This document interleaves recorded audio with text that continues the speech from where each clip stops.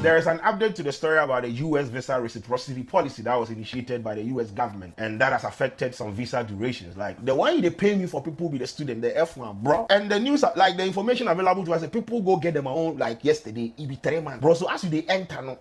Oh, 3 months finish if I can't renew. 3 months. Oh, the stress. Even the student, to the student one way they pay me for them because Charlie. So yeah, it is true, Sheldon, that there has been a revision in some non-immigrant category of visas, including the student visa.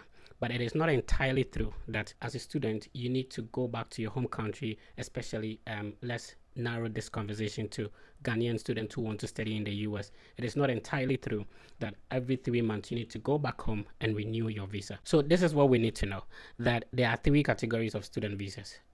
There is the F1, there is the J1, and then there's also the M1. However, as a student, especially on the F1, you are being issued a form or a document we call the form I-20. The visa that you get, whether it is 2 years, 3 years, 1 week, 2 weeks, is for traveling to the country.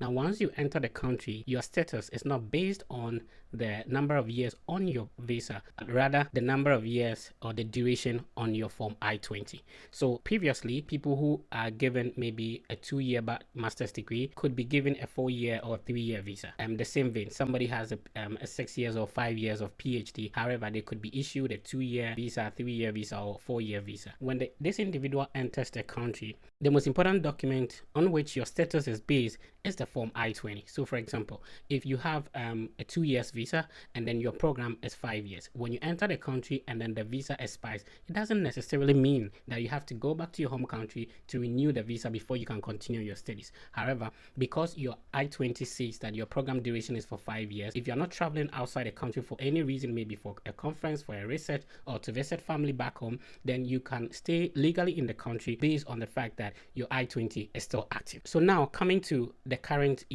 regulation or the current review, if for example a student is being issued a 3-month of visa and maybe they are going for an associate degree which is 2 years, a master's degree which is 2 years, or a bachelor's degree which is 4 years, these students do not necessarily have to go back to their home country to renew their visas before they come back to continue their studies. Remember that mostly the 3 months that you are even given on your visa will fall within the first academic semester. What it means is that, for example, if your program is starting in August, which is the fall semester, it will be somewhere in November or maybe December where you are even writing exams, or the academic semester is coming to a close. That's when your visa would expire. This student wouldn't have to stop their studies, go back to their country to renew their visas before they come. It is only when you enter and then after the 3 months you want to travel back to your home country to visit for a research or a conference in another country, then you'll be required to get another visa.